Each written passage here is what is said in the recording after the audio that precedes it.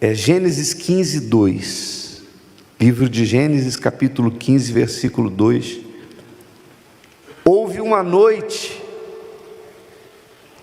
em que Abraão percebeu a falta do filho, ou seja, ele já havia tido muitas conquistas, ele tinha conquistado riquezas, por onde ele ia, Deus o abençoava, ele prevalecia na terra dos seus adversários,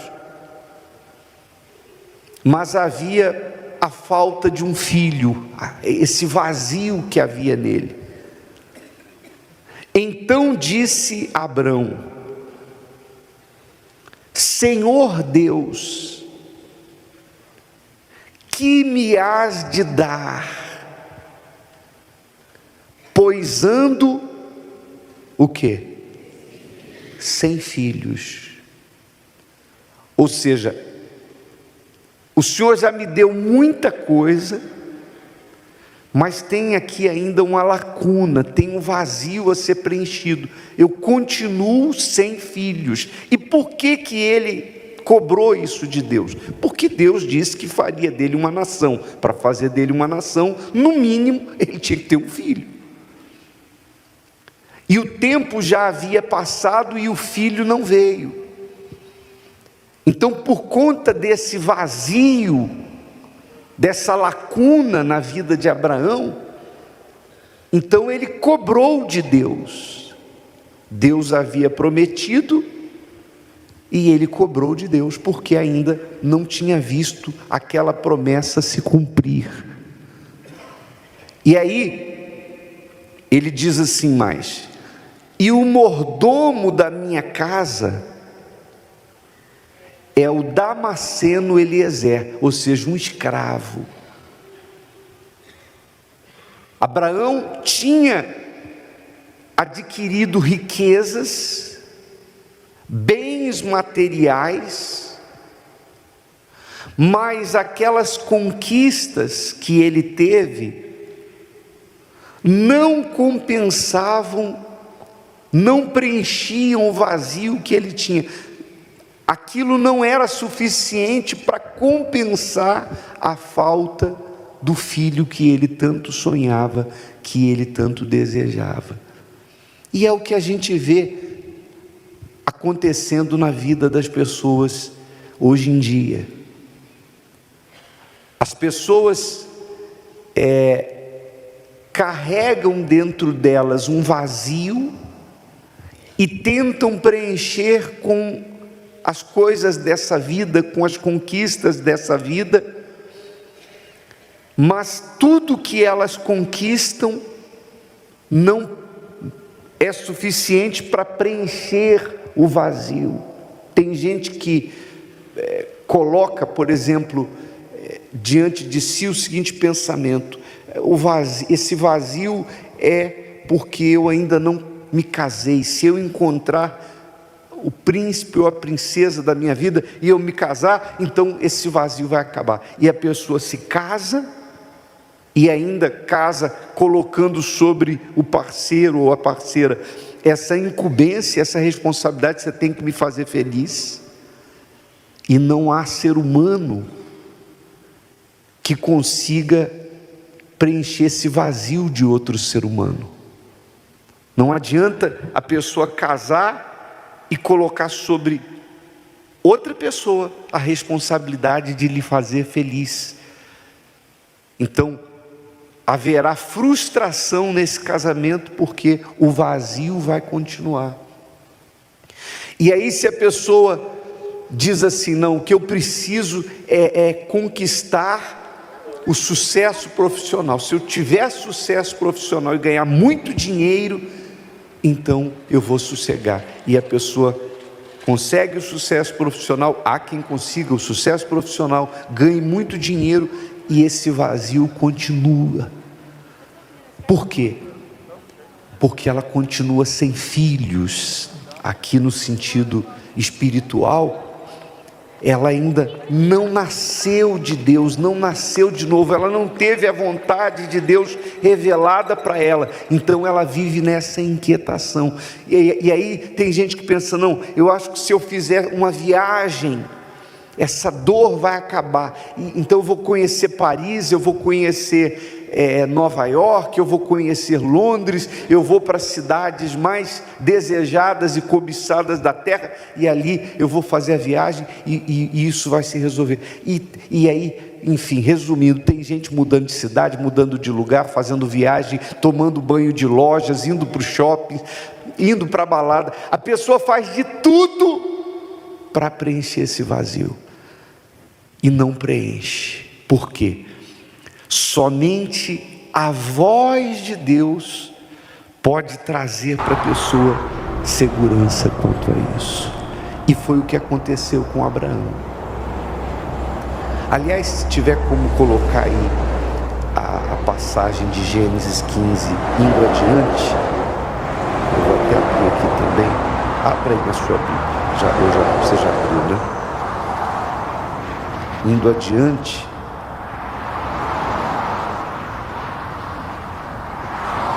diz assim, no versículo 3 diz assim: disse mais Abrão: eis que não me tens dado filhos,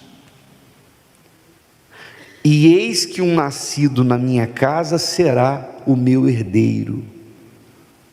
Ou seja, Abraão estava preocupado para quem que ele ia deixar os bens materiais. Quem vai ser o herdeiro do que eu tenho? O Senhor me deu tanto, mas eu não tenho para quem deixar, não tenho filho. Que era a preocupação de um casal naquela época. Como nós falamos na semana passada, naquela época ter um filho não era simplesmente para você segurar nos braços uma criança, ou vê-la crescendo, ou vê-la dando os primeiros passinhos, chamando papai, mamãe, que isso emociona o ser humano. Não, ia muito além, era uma questão de honra, era questão de ter um descendente. Para o casal isso era uma questão, a consideração para com isso era diferente do que é ter um filho nos dias de hoje. Então ele estava preocupado: para quem que eu vou deixar? Quem vai cuidar do clã? Quem vai ser o líder disso tudo quando eu partir? Abraão estava com essa preocupação, que era uma preocupação terrena. Versículo 4: e eis que veio a palavra do Senhor a ele, dizendo: este não será o teu herdeiro. Quer dizer, o seu herdeiro não vai ser o seu escravo, mas aquele que de tuas entranhas sair, este será o seu herdeiro. Ou seja, o filho da promessa, o filho que nasceria por meio de um milagre, porque era impossível, já era impossível porque Sara era mulher estéril, e mais impossível ainda porque eles se tornaram idosos.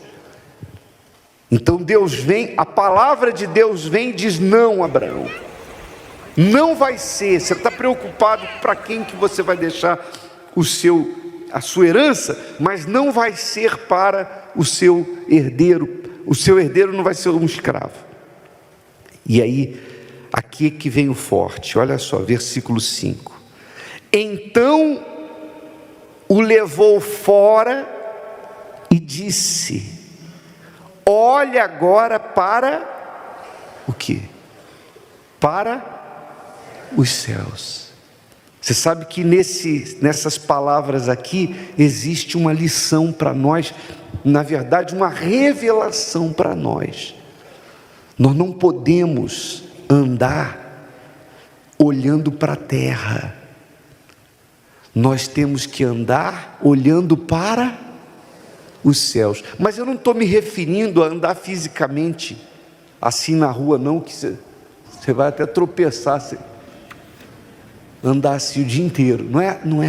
Não é olhando fisicamente para o céu. embora Abraão fez naquele momento. Mas quando Deus fala, olha para os céus, significa dizer o seguinte: se desprenda das preocupações terrenas e tenha a minha visão, veja como eu vejo. Porque a preocupação de Abraão de ter um filho era nada diante do plano que Deus tinha para a vida dele, diante do projeto de Deus, do que Deus tinha para Abraão. Aquilo que o estava preocupando era nada. E aí Deus fala: olha agora para os céus e conta as estrelas, se as podes contar. Eu imagino que naquela noite o céu devia estar. Aliás, no deserto o céu é diferente da cidade. Quando você olha para o céu na cidade, as luzes da cidade ofuscam o brilho dos céus. Se você quiser ver muitas estrelas, você tem que ir para o interior, ou você tem que ir para o deserto, para um lugar deserto. Quanto menos luz artificial tiver na terra, mais a luz do céu aparece. Amém, pessoal? Então, naquela noite o céu devia estar, sabe, aquela como poeira, as estrelas como poeira nos céus. E Deus falou: olha para os céus e conta as estrelas, se as podes contar. E disse-lhe: assim será a tua descendência. Ou seja, Abraão, você está aí, sabe, angustiado, inquieto, desassossegado, preocupado por causa de um filho, achando que o tempo está passando e esse filho não vem. Você está ansioso por um filho. Isso é pouco, Abraão. Eu vou fazer com que a sua descendência na terra seja incontável. E de fato e de verdade é. Porque nações, biologicamente falando, geneticamente falando, descendem de Abraão.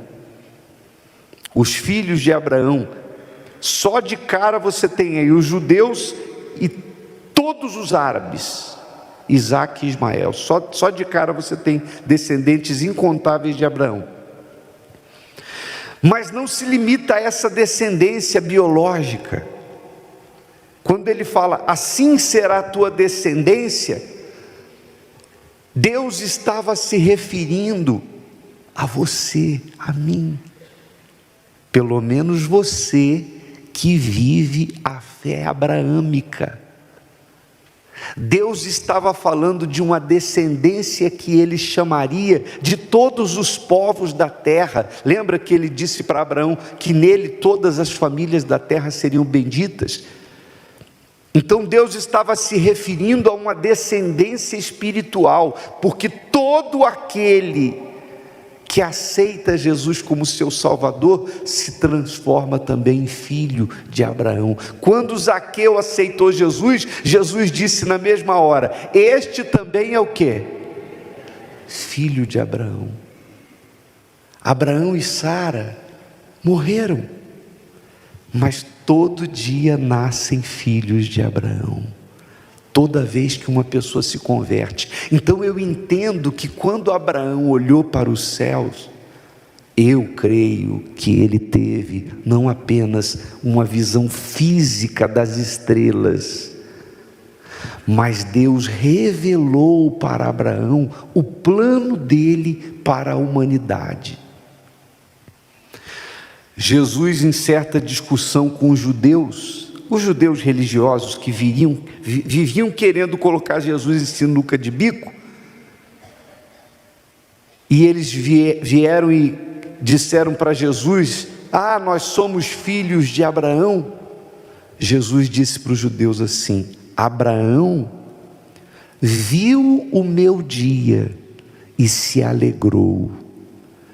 Ou seja, Jesus revelou ali que lá atrás Deus já tinha mostrado Jesus para Abraão. Ou seja, Abraão já sabia lá atrás, e eu acredito que foi nesse momento aqui que ele olhou para o céu, porque nesse dia, ou dessa noite em diante, Abraão sossegou. Olha o versículo seguinte, o versículo 6, o que está escrito aí? O que está escrito?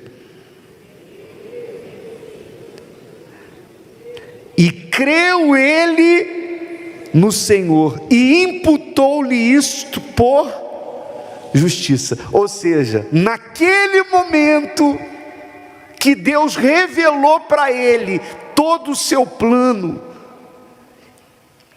e ele entendeu que ele não podia ficar olhando, envolvido com as coisas da terra, porque ele estava olhando para as coisas da terra, por exemplo, coisas da terra, herança, como é que vai ser, quem vai ficar, quem vai administrar, quem vai cuidar da nossa família, e quando eu partir, quem vai ser o meu substituto? Ele estava preocupado com coisas terrenas.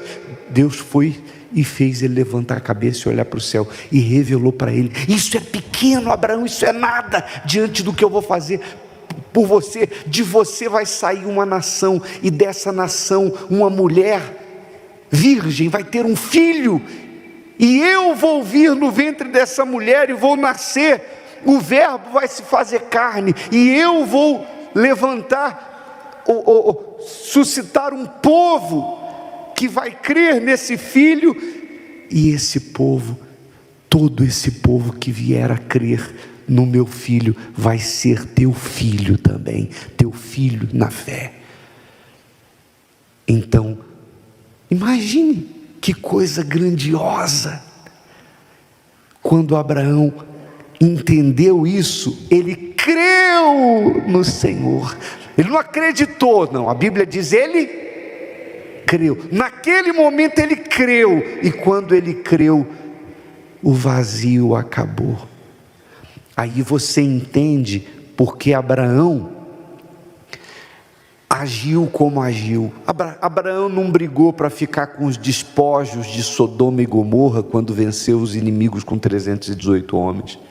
Abraão não discutiu com Ló para ver quem ia ficar com a melhor parte, quem ia para a cidade, quem ia para Campinas do Jordão. Abraão falou: Ló, escolhe o lado que você quer na hora da divisão. Se você for para a direita, eu vou para a esquerda. Se você for para a esquerda, eu vou para a direita. Ou seja, Abraão nunca mais ficou preocupado com as coisas da terra, porque os seus olhos ficaram voltados para os céus. Aí o vazio acaba.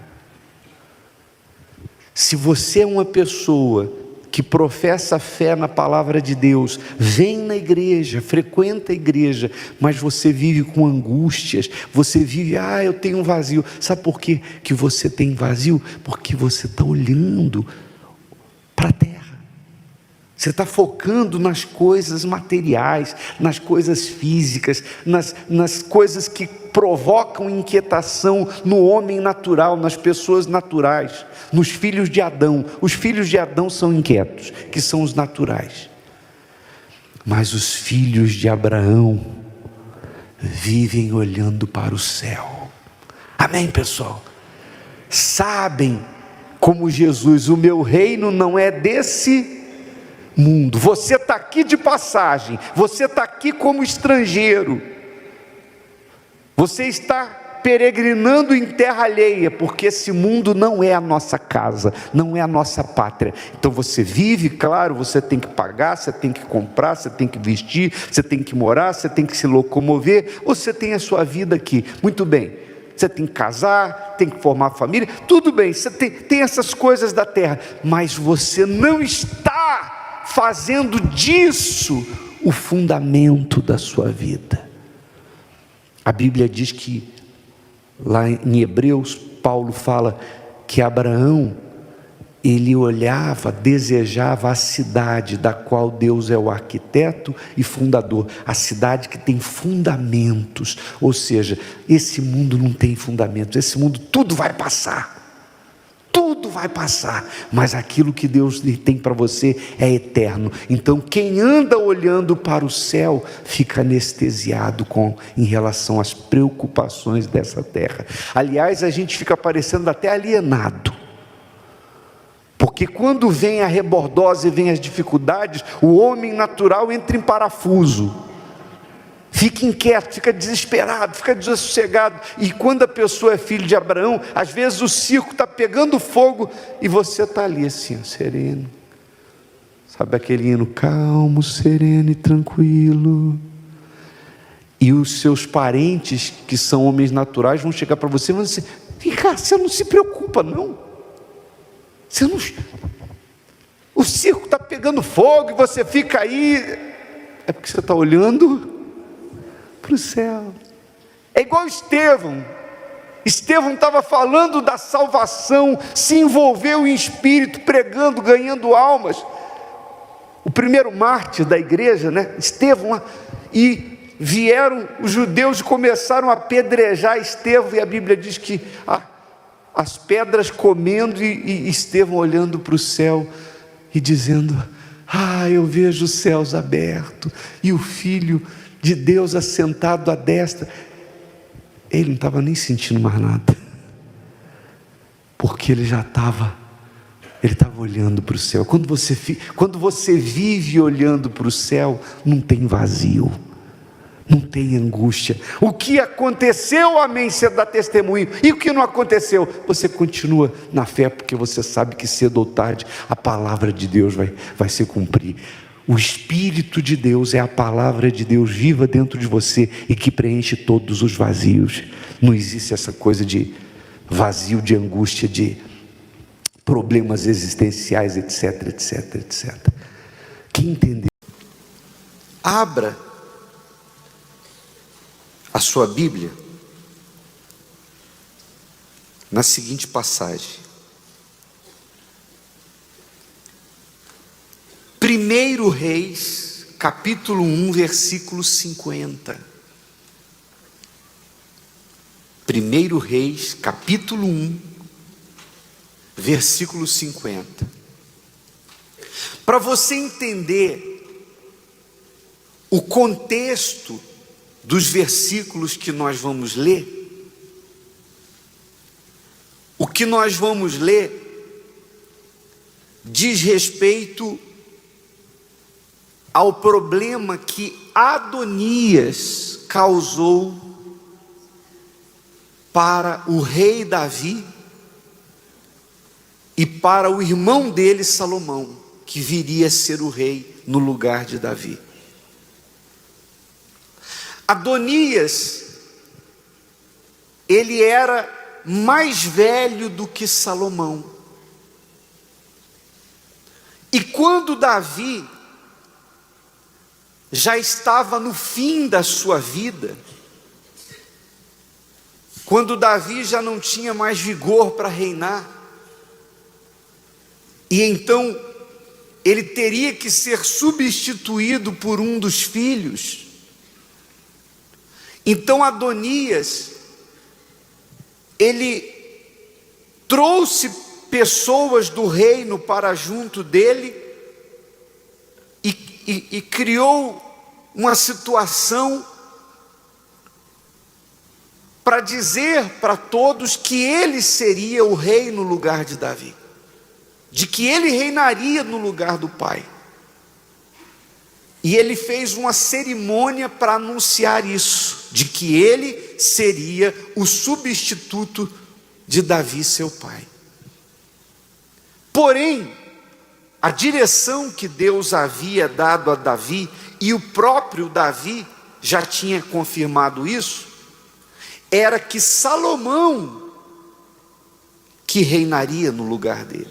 Essa era a vontade de Deus. Como foi? Você sabe que Salomão foi o rei de Israel. Então,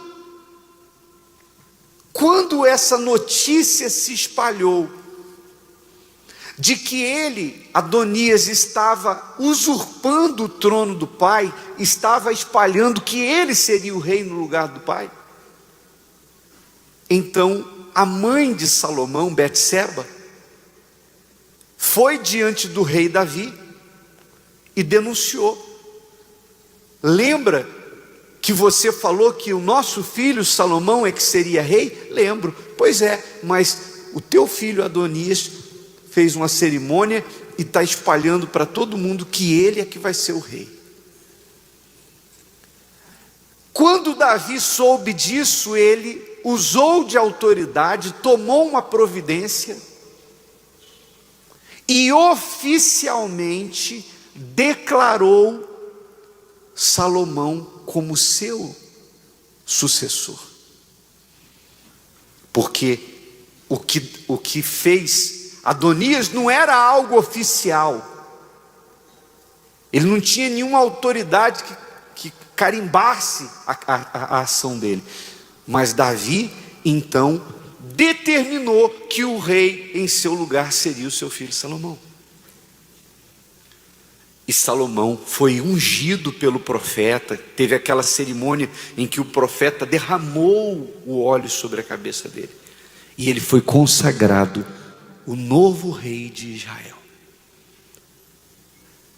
Quando Adonias soube que Salomão agora era rei, então ele ficou com medo, porque ele pensou o seguinte: poxa, eu tramei contra ele, certamente ele agora sendo rei, ele vai ficar contra mim, porque aquilo ali era como um golpe de Estado. Não sei se vocês estão me entendendo, sim ou não?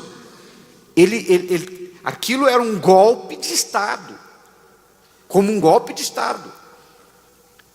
Então, a atitude que Adonias tomou deveria ser punida até com a morte. Ele sabia que Salomão, naquela época a lei era muito rigorosa, ele sabia que Salomão viria para usar a lei e aplicar a lei contra Adonias.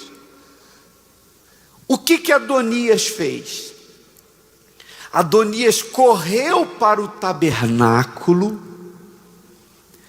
e se agarrou ao chifre do altar, se agarrou ao altar. Que altar? Esse que nós vamos mostrar para você a imagem aqui. Coloca a imagem do altar, por favor. Repare que nas pontas, nas 4 pontas do altar, existe um chifre. Em cada ponta do altar existe um chifre. Então, ele entrou nesse ambiente aí, quando ele sabia que ele tinha tentado dar um golpe de Estado, e que ele seria punido pelo novo rei, porque foi uma traição. Então ele correu para o altar do tabernáculo e se agarrou ao chifre do altar. É um ato de quem está pedindo misericórdia, quem está arrependido. Ele se agarrou ali. Na verdade, aquele chifre já tipificava o Cordeiro de Deus que tiraria o pecado do mundo. Hoje, quem é que faz com que nós não tenhamos que pagar pelas nossas culpas? É o Senhor Jesus, sim ou não?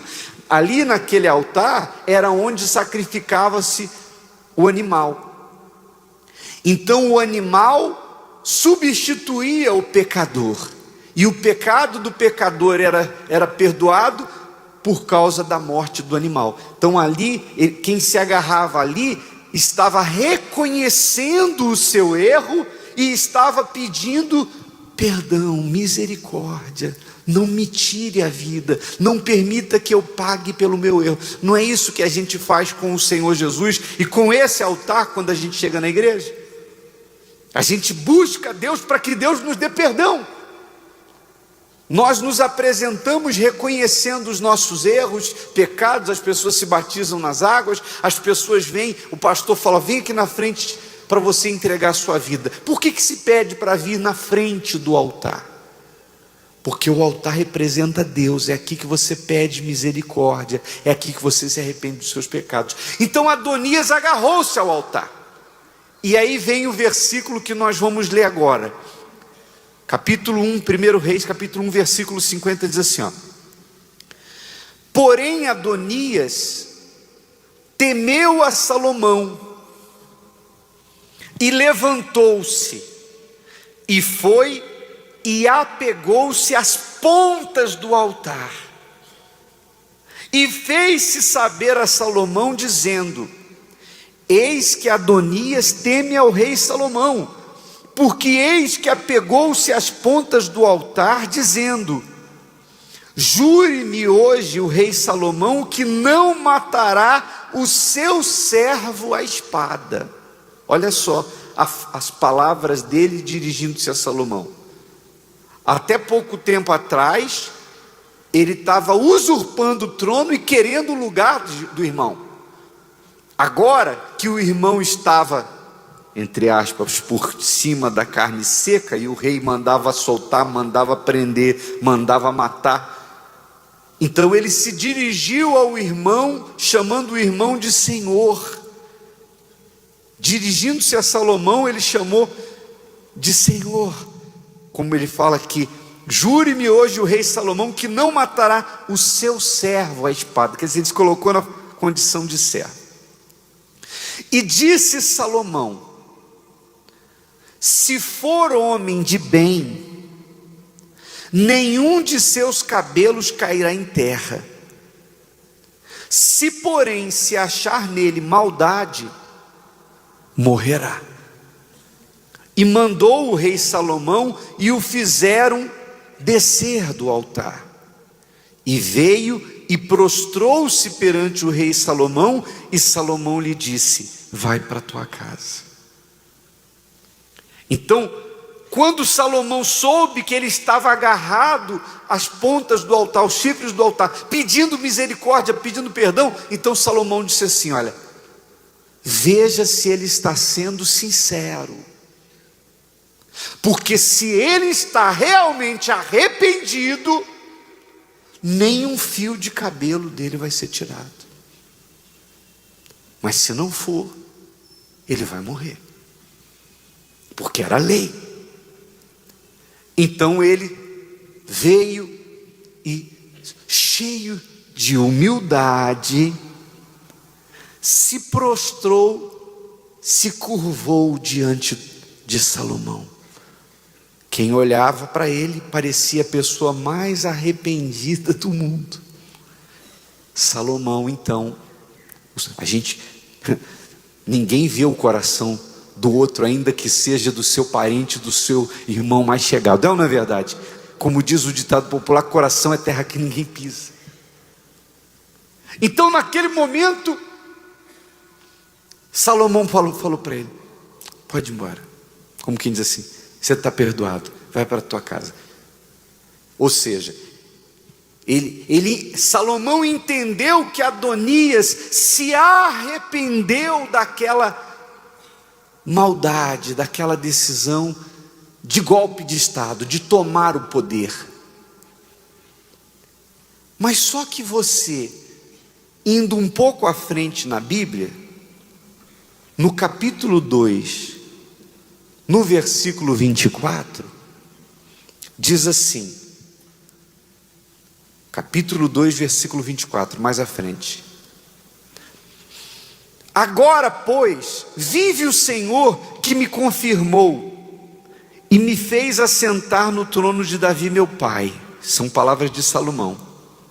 E que me tem feito casa, como tinha falado, que hoje morrerá Adonias. E enviou o rei Salomão pela mão de Benaia, filho de Joiada, o qual arremeteu contra ele, de modo que morreu.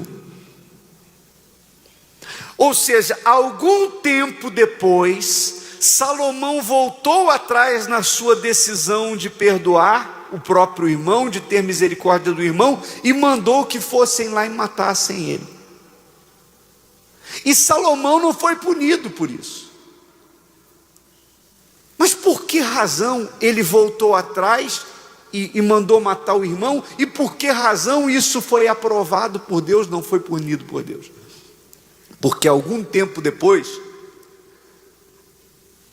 que a poeira baixou, Adonias procurou Betseba, que era a mãe de Salomão, e Davi tinha uma jovem formosa, bonita, que era uma de suas concubinas, que no fim de sua vida ela aquecia Davi. Davi sequer conseguiu possuí-la como homem, como mulher, porque ele já estava velho, mas ela era uma das concubinas do rei, uma jovem. Pela lei, as concubinas do rei, uma vez o rei morto, só poderiam ser tomadas pelo rei sucessor. Salomão teve muitas, você sabe que ele passou, isso aí ele deixou o pai dele para trás, né? Não é? Não fala-se que Salomão teve quantas? 1000 mulheres. Então, Adonias chegou para a mãe de Salomão e falou assim: poxa, dona Betseba, a senhora sabe que eu sou mais velho, eu errei, tudo bem, eu quis pegar o trono do meu irmão, eu não fiquei com nada do meu pai, ele é o rei, ele herdou tudo, vê se consegue conversar com meu irmão, vê se ele quebra o galho e libera pelo menos aquela moça para eu casar com ela. Mas aquilo era algo do rei. Quando vai Betseba e intercede diante de Salomão e fala: meu filho, teu irmão mais velho, Adonias, veio falar comigo para falar com você, você não permite? Na mesma hora, Salomão se enche de revolta e faz isso que a gente leu. Vamos ler de novo o versículo, capítulo 2, versículo 24. Agora, pois, vive o Senhor que me confirmou e me fez assentar no trono de Davi, meu pai, e que me tem feito casa, como tinha falado, que hoje morrerá Adonias. E enviou o rei Salomão pela mão de Benaia, filho de Joiada, o qual arremeteu contra ele, de modo que morreu. Por quê, hein? Será que Salomão, na verdade, guardou mágoa e aproveitou aquele momento para tirar a vida do irmão? Se fosse isso, então Deus teria punido ele, como puniu Caim. Caim não matou o irmão? Deus deixou passar em branco? Não, Deus fez com que Caim colhesse o que ele plantou. Ora, matar irmão por matar irmão, Salomão também não mandou matar o irmão? Por que Deus não puniu Salomão se puniu Caim? Porque quando veio a informação de que ele estava de olho naquela mulher que tinha sido concubina de seu pai, ele revelou que no fundo, a ideia de ter os benefícios da posição de rei não tinha acabado. Salomão viu que todo aquele, aquela humildade de se curvar para ele, de dizer: meu irmão, poupa a vida de teu servo, chamar ele de Senhor, ele viu que aquilo não passou de enganação e mentira, e que ele agarrou-se ao altar, porém ele não estava arrependido, e o próprio Deus sabia disso, porque ninguém engana o altar. Amém, pessoal? Esse lugar no qual eu estou aqui agora, e se você não tem consciência disso, é importante que você tenha. Esse lugar aqui, o altar, é o lugar mais importante que existe na terra. Não existe lugar mais especial, não existe, autoridade maior, não existe nada mais eficaz do que o altar.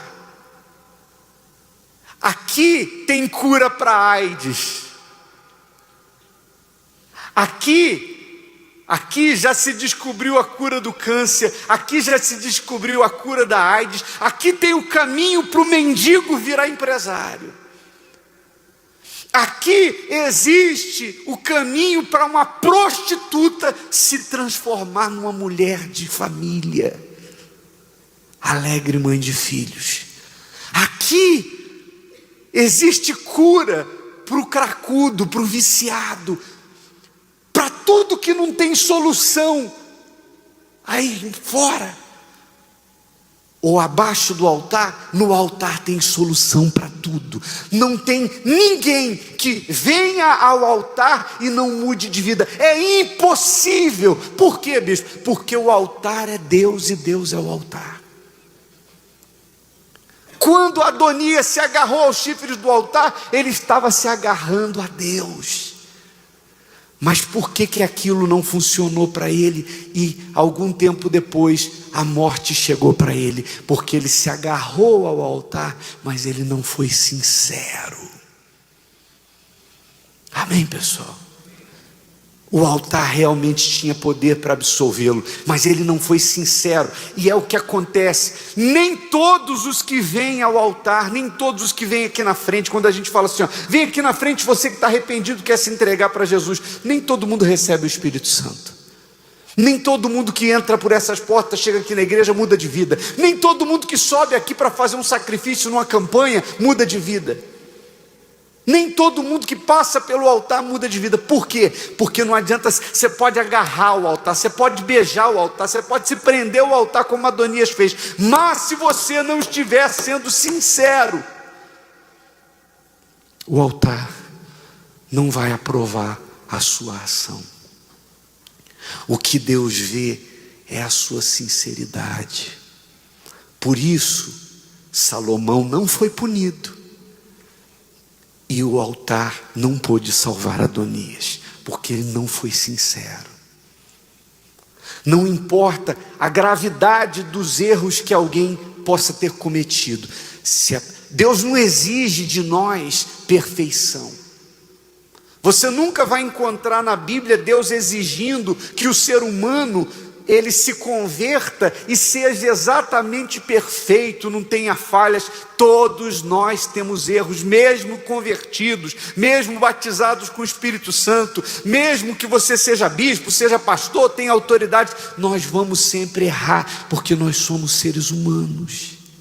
Claro, é diferente de você ser pecador e viver no... Eu não estou falando de viver no pecado, não confunda uma coisa com a outra. Mas não há ninguém que não peque. Aliás, a Bíblia diz que aquele que diz que não tem pecado é o quê? É mentiroso, então já está pecando. Então todos nós, se a gente tiver que conjugar aqui o verbo pecar, não tem uma pessoa que fica de fora. Eu peco, tu pecas, ele peca, nós, vós, eles, todo mundo peca. Todos nós erramos. Mas por que Deus perdoa uns e ficam livres dos seus pecados e outros não se libertam? A pessoa continua manifestando com o demônio. Você sabe que o que prende a pessoa ao diabo é o pecado. O que Jesus disse? Não deis lugar ao diabo. Tem gente que você vê, uma sexta-feira faz oração forte, a pessoa está lá manifestada com o demônio. Passa uma semana, está lá a pessoa de novo manifestada com o demônio. Será que o pastor não mandou embora direito? Será que não saiu os demônios? Saiu, a pessoa ficou bem, ficou leve. Só que a pessoa continua na vida, ela não é pecadora, ela continua vivendo no pecado. É viver deliberadamente no pecado, é não ser sincera, é viver na hipocrisia. Então ela continua sendo escrava do mal. O mal não vai embora. Mas quando há arrependimento sincero, quando a pessoa trata o altar com sinceridade, é impossível a vida dessa pessoa não mudar. Não tem como. Aqui, a autoridade do Palácio do Planalto, da sala do presidente da República, não se compara com isso aqui. Ainda que fosse a Casa Branca, não se compara com a autoridade que tem aqui. Aqui a gente pode tudo. Aqui o pequeno se torna grande, o fraco se torna forte, o impossível se torna possível. Aqui é o céu. No céu não tem impossível. Para Deus não há nem o que é difícil, quanto mais impossível. Mas quem vem para cá tem que ser sincero. Claro, quando eu falo quem vem para cá, não é simplesmente subir aqui. Estar no altar é estar em Deus, é fazer a vontade de Deus. Se não houver sinceridade, é por essa razão que às vezes você vê uma pessoa que está há tanto tempo na igreja e não consegue, por exemplo, ser batizada com o Espírito Santo. A vida não muda. E às vezes a pessoa diz assim: eu já fiz tantas fogueiras santas. Já fiz tantas fogueiras santas, passei no altar, minha vida não mudou. Disse bem, passou no altar, de repente até chorou no altar, se agarrou no altar, não pegou no chifre porque não tem chifre do altar, mas não mudou de vida porque não foi sincero. Quem está me entendendo faz assim. Às vezes até o sacrifício ela faz, mas ela não faz o verdadeiro sacrifício. Ela não é sincera. Então o altar fala, o altar ouve, o altar vê, o altar prova. Amém, pessoal? Bispo, mas Salomão teria alguma base na palavra de Deus para tomar tal atitude de tirar a vida do próprio irmão sem temer as consequências disso? É só você ler. Vamos voltar nos livros das leis. Você sabe que os primeiros 5 livros da Bíblia são chamados de Pentateuco, os livros escritos por Moisés e que trazem as leis. Êxodo capítulo 21, versículo 12. Êxodo capítulo 21, versículo 12. Quem ferir alguém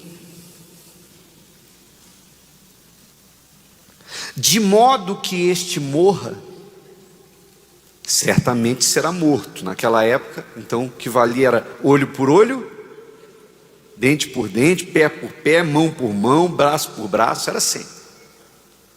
Porém, se lhe não armou cilada, mas Deus lhe entregou nas mãos, ordenar-te-ei um lugar para onde fugirá. Mas se alguém agir premeditadamente contra o seu próximo, matando-o à traição, tirá-lo-ás do meu altar para que morra. Para entender melhor, eu busquei uma versão com a linguagem de hoje. A gente vai colocar aqui para você ver a linguagem de hoje como é que ficaria. Fica assim, ó. A Bíblia na linguagem de hoje, essa mesma passagem, a partir do versículo 12. Deverá ser morto todo aquele que ferir uma pessoa de modo que ela morra, olho por olho, dente por dente. Porém, se foi apenas um acidente, não tendo havido intenção de matar, então aquele que matou deverá fugir para um lugar que eu escolherei, e ali ficará livre. Quer dizer, se a morte foi por acidente, não teve intenção, o julgamento de Deus já é diferente, porque o que Deus vê mais do que o que você fez, é por que você fez. Deus vê as intenções. Amém, pessoal? Mas se um homem ficar com raiva e matar outro de propósito, deverá ser morto, ainda que ele tenha fugido para onde? Para o meu altar, a fim de se salvar. Pode ter fugido para o meu altar, que é o lugar mais importante, mas se ele não está sendo sincero, pode tirar ele do altar, ele vai perder a vida. Assim era a lei. Hoje nós não vivemos no tempo da lei. Não é mais assim. Hoje não é olho por olho, dente por dente, mão por mão, pé por pé, não. Hoje nós temos o Senhor Jesus, que é o altar, que foi o Cordeiro que deu a vida por nós. E qualquer pecado é cancelado, mas quem se agarra a Jesus tem que ser sincero. Sincero. O que você fizer para Deus, Deus não é o pastor, não é o bispo, não é o homem quem vai lhe avaliar, é o próprio altar, é o próprio Deus que vai avaliar. Por isso, até o batismo nas águas é com a gente, mas o batismo com o Espírito Santo, a gente já não pode interferir. É o próprio Espírito Santo que batiza. E Ele é quem sonda o coração e a mente de cada um para ver a quem Ele pode honrar. Amém, pessoal?